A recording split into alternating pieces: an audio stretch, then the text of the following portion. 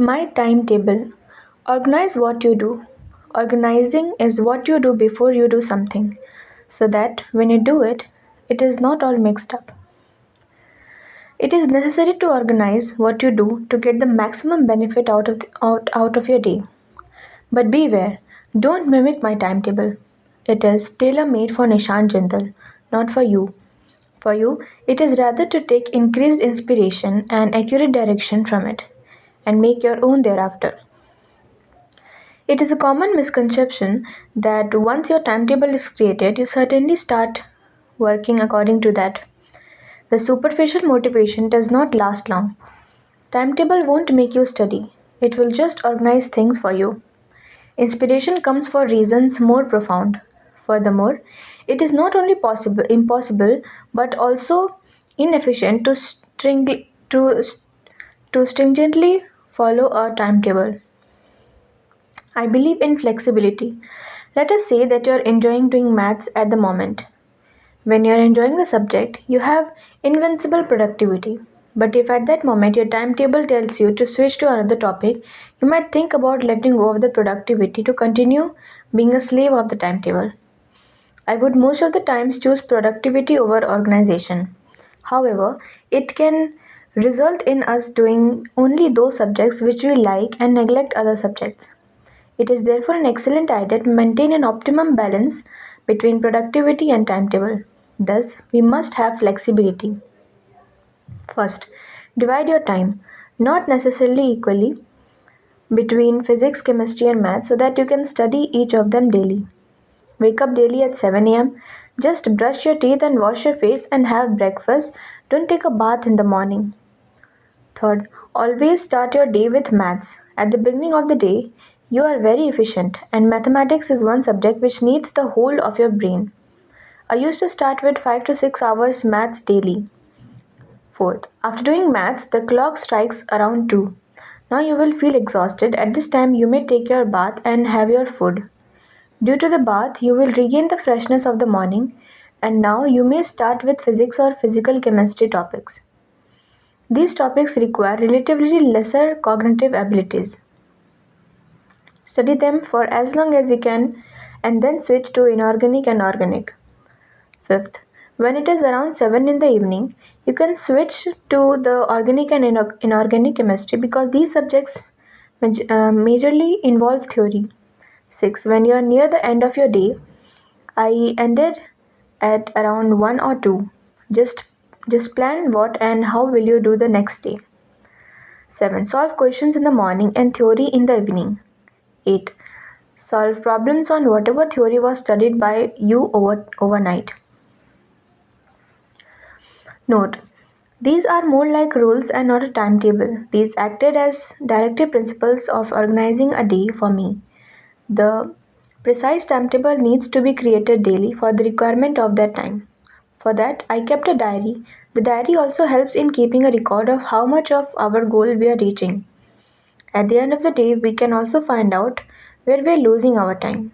And based on that, make changes in our lifestyle. Most of the times, I couldn't achieve more than 70% of what I had planned for the day. Yet, I never let it demotivate me. I kept hustling regardless. The permanent end of my J preparation. The beginning of the drama again. Bureaucracy is the death of any achievement. After it had been an unusually long time since I had seen the disgusting face of my school, on one wintry day of January in New Delhi, I put on my coat and went to the school. To my astonishment, my classroom was utterly vacant. I rushed through the corridor to our school's science lab. What I came to know then was totally unexpected. I was told that it was our mock practical that day. I realized how I had been so much out of touch of school for so long. I was mulling over how to prepare for the mock practical exam. Meanwhile, my classmates began arriving one by one, and it didn't take me much time to realize that it was high time to abandon my J preparation again for the board exams and the board practicals. I had to drain my highly valued time in preparing the practical files, which meant merely replicating words and diagrams from another friend's practical file. Whether I understood the concepts or not was of no importance. In addition to this, I had to make preparation for the Viva was and learn to perform all the experiments mentioned in our syllabus within a few days. On the other hand, I was solving such high level problems from eminent books. On the other hand, I was supposed to do such a laborious work at that point, which would bring no benefits at last to my intellectual capacity whatsoever. I got disheartened but finally accepted the truth. After all, I also had to pass the board exams with a good percentage for the board cutoff requirement of JEE. Furthermore, the board percentage was going to get counted for giving JEE means ranking. The physics practical exam clinched the victory on every battleground. Strength is life, weakness is death. To be honest, I had obtained the required physics project from Janakpuri Market, New Delhi, for 300 rupees. I neither had any interest nor had the time to make the project myself at that high time. The project was based on concepts of semiconductors of which I had no idea thus far.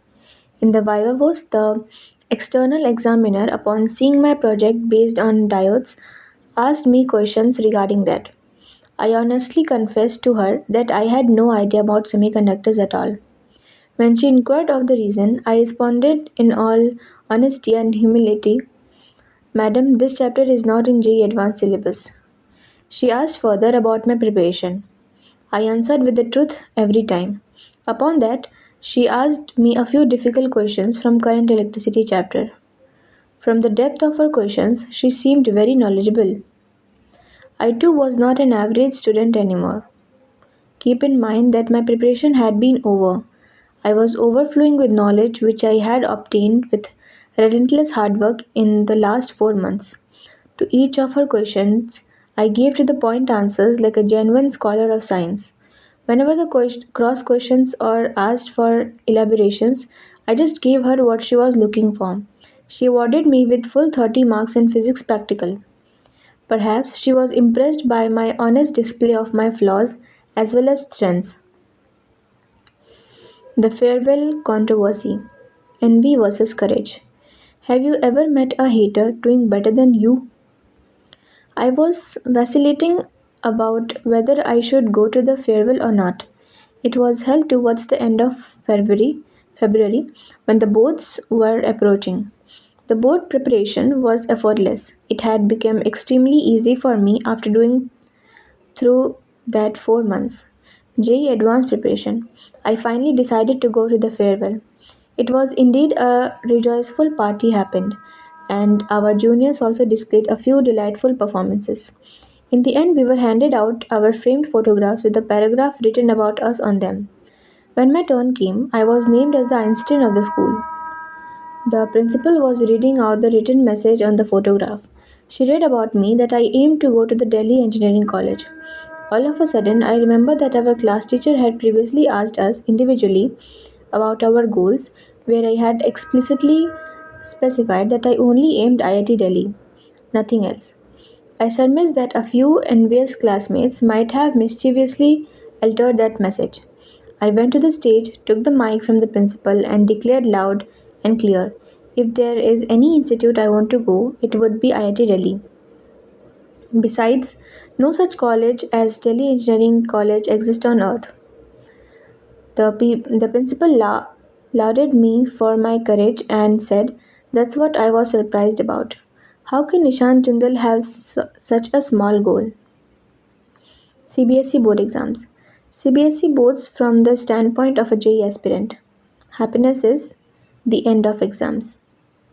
I was not sure whether I could get above 90% in the board exams as I began my preparation only 10 days prior to the commencement of the exams. Nonetheless, I was confident about scoring about 80% marks come what may. It was not surprising to find out later that board exams were not at all difficult as they are hyped to be. The boards finally commenced. The first paper was of English. I was not much worried earlier, but in the exam center there was an uncomfortable environment. A new venue, a new invigilator, and the hype of these exams made my writing hand shiver at first. Slowly, I settled there and wrote my paper thoroughly. Likewise, I wrote other papers too. Before my chemistry exam, I had my sister's wedding. She is my first cousin who lived in the same house as me. I am sure you know what it means to have a wedding in an Indian household. It was a marriage season in my home while my boards were going on. I had two choices. First, to become a part of marriage celebrations and assist my family in making the arrangements. Second, to be detached from everything and focus on studies. I relished such gatherings, yet I chose the second option. I only went to her marriage for one night. 2 days got spent in total, including traveling in another state. Those days I had been fully bald so that I wouldn't have to comb my hair. I went to the wedding bald headed. It was no importance to me how I looked or what people thought of me. My only concern was making earnest efforts towards JEE and boards. A photo from that wedding noticed the bald head. I had a peculiar relationship with computer science subject. That subject was imposed on me against my will, for it was a compulsory subject for non-medical students in our school. However, by requesting our school a bit, I also got physical education subject in 12th class. I had six subjects in total. An astounding fact is that I didn't even touch that subject. That's why I had taken physical education too. I tried to study a few chapters of CS which were not related to programming like networking. Finally, when I went on to write the exam, I attempted only 24 marks papers out of 70.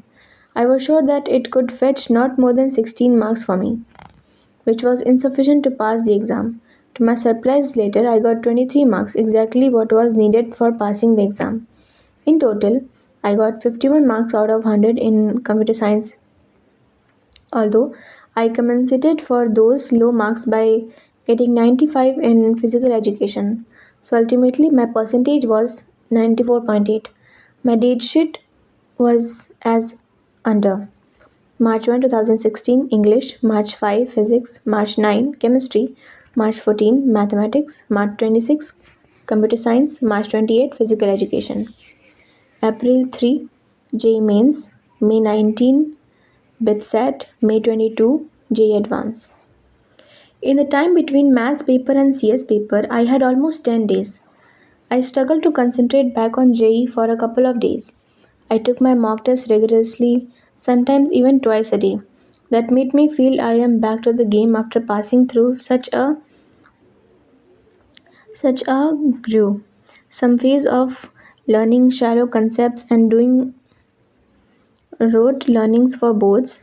I revised all the notes and formula books thoroughly. My superior techniques helped me to do it efficiently. I studied for the PE exam for only 2 days and only one day for CS. My board exams went reasonably well. In the beginning, I was not confident about scoring above 90% in both, but after the exams, I was sure to surpass 90. Ultimately, my final score was 94.8. However, if we consider CS marks instead of PE, my percentage would be 86.